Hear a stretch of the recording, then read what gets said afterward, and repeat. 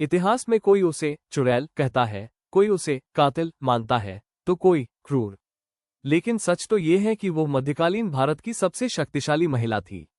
एक ऐसी राजकुमारी जिसे अपाहिज होने के कारण उसके माता पिता ने त्याग दिया था, लेकिन उसने अपनी बुद्धि के बल पर दुनिया के सबसे अभेद्य साम्राज्य कश्मीर पर 50 सालों तक राज किया। दिद्दा एक बहुत ही विवादित शासक है, जिनके बारे में अंदाजा लगाना मुश्किल है। अर्थशास्त्र की बातों को ठंडे दिमाग से इस्तेमाल करके उनके जबरदस्त राजनीतिक अस्तित्व कौशल के बारे में सभी सहमत हैं। उनकी राज करने की काबिलियत, काबिल सहयोगी चुनने की काबिलियत और विरासत में मिले झगड़ों वाले राज्य में उनकी स्थिरता। एक महिला का सत्ता में होना उस समय के पुरुष प्रधान समाज को चुभता था, इसलिए कई शोधकर्ताओं को ये बात समझ नहीं आई कि आखिरकार कोई औरत अपने मंत्रियों से वफादारी कैसे पा सकती है, बिना इसके कि उसने जादू टोने का सहारा लिया हो, जिसका उन पर आरोप है, और इसी की वजह से उन्हें जादूगरनी या चुड़ैल रानी भी कहा जाने लगा। उस युग में देश के पंजाब पुंछ के हिस्से में लोहार राजवंश का राज था। इसी राजवंश में एक बच्ची का जन्म हुआ। उनका एक पैर खराब था। बचपन से अपंग होने के कारण माँ बाप ने उन्हें त्याग दिया। शुरुआत में उनकी एक दासी वल्गा ने अपनी पीठ पर उठाकर उनकी परवरिश की। जब बाकी राजकुमारियां नाच गाना सीख रही थीं, दिद्दा ने राजनीति, कूटनीति और शतरंज की चालों में महारत हासिल की। उसने और तलवारबाजी और कई हथियार चलाने में भी शिक्षा ली। बड़े होकर युद्धकला में ऐसी पारंगत हुई कि मर्दों को पीछे छोड़ दिया। एक दिन शिकार के दौरान कश्मीर के सम्राट क्षेमगुप्त सेनगुप्त की नजर उन पर पड़ी और पहली ही नजर में प्यार कर बैठे। यहां से उनके राजसी जीवन की शुरुआत हुई। तमाम जिम्मेदारियों के बीच उन्होंने राजकाज में हाथ बटाना शुरू किया। साम्राज्य का विस्तार होने लगा और उनके सम्मान के तौर पर पत्नी के नाम का सिक्का जारी किया। उस दौर के सिक्कों पर राजा के नाम के साथ दिद्दा का नाम लिखा जाने लगा। उन्हें दिद्दा क्षेम कहा गया। सब कुछ अच्छा चल रहा था कि समय ने करवट ली। शिकार के दौरान उनके पति की मौत हो गई। यह वो दौर था जब पति की मौत के बाद सती हो जाने की परंपरा चलती थी, लेकिन दिद्दा ने यह नियम तोड़ा। पति की मौत पर उन्होंने एक प्रण लिया कि राज्य को असुरक्षित हाथों में नहीं जाने देंगी। उन्होंने अपने छोटे बेटे अभिमन्यु की संरक्षिका बनकर सत्ता संभाली और उन सभी मंत्रियों को खत्म कर दिया जो उनके खिलाफ साजिश रच रहे थे। कश्मीर के सामंतों डामरस ने बार बार विद्रोह किया, लेकिन दिद्दा ने साम दाम दंड भेद से सबको कुचल दिया। यही वजह रही कि उन्होंने खुद के नियम बनाए और पुरुषों के वर्चस्व वाले राजकाज की दुनिया में अपना नाम रोशन किया।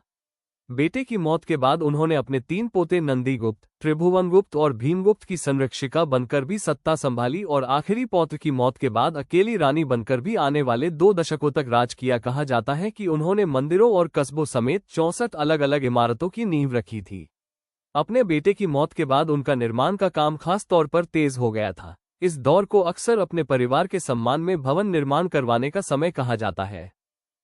कश्मीर की उस रानी को सिर्फ उनकी महानता और वीर गाथाओं के कारण ही नहीं जाना गया, बल्कि सत्ता को काबिल हाथों में देने के लिए भी याद किया गया।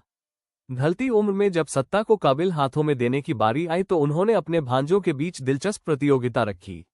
नियम ये था कि उस ढेर में से जो सबसे ज्यादा सेब इकट्ठा करके रानी को देगा वो जीता माना जाएगा और उसे सत्ता की कमान सौंपी जाएगी।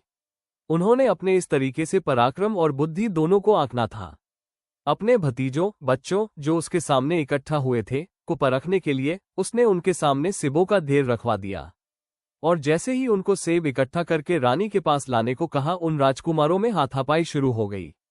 उसने देखा कि दूसरे राजकुमारों को बहुत कम फल मिले थे और उन्हें चोटें भी लगी थी, जबकि संग्रामराज के पास बहुत सारे फल थे और वो अभी तक बचा भी हुआ था। जब उसने हैरानी से उससे पूछा कि उसने बिना कोई वार किए इतने सारे फल कैसे हासिल कर लिए, तो उसने उसे इस तरह जवाब दिया, मैंने उन लड़कों को आपस में बुरी तरह लड़वाकर फल हासिल किए, जबकि मैं अलग रहा और इस तरह मुझे कोई चोट नहीं आई। उसका जवाब सुनकर, जिससे उसका शांत मन का पता चलता था, उसने सावधानी से काम लिया था। रानी दिद्दा की मौत साल 1003 में हुई थी। अपनी मौत से पहले उन्होंने संग्रामराज को अपना वारिस बनाया, जबकि कई आधुनिक विवरणों का दावा है कि उसने महमूद गजनवी को 2 बार हराया था। ऐतिहासिक विश्लेषण से पता चलता है कि दिद्दा की मृत्यु 1003 में हुई थी, जबकि गजनी के उत्तरी भारत पर आक्रमण 11वीं शताब्दी की शुरुआत में लगभग 1000 ई के बाद शुरू हुए थे, जिससे उनके बीच सीधी लड़ाई की संभावना कम हो जाती है। जबकि कुछ कहानियों के अनुसार महमूद गजनवी ने रानी दिद्दा के समय कश्मीर पर हमला नहीं किया था, क्योंकि वह उनकी काबिलियत और बेरहमी से वाकिफ था। लेकिन उनकी मौत के बाद जब कश्मीर में एक नए वंश लोहारा वंश ने सत्ता संभाली, उसके कुछ सालों के बाद महमूद गजनी ने 1015 और 1023 में कश्मीर पर 2 बार हमला किया, लेकिन नाकाम रहा और संग्रामराज भारत का लगभग अकेला राजा था जिसने उसे हराया। कुछ हद तक दिद्दा की बनाई मजबूत सेना और शासन प्रबंध की वजह से ही कलहन की राजतरंगिणी में उन्हें क्रूर रानी की संज्ञा दी गई है। बावजूद इसके वो कश्मीर की एक शक्तिशाली एवं बुद्धिमान रानी रूप में जानी जाती रहेगी।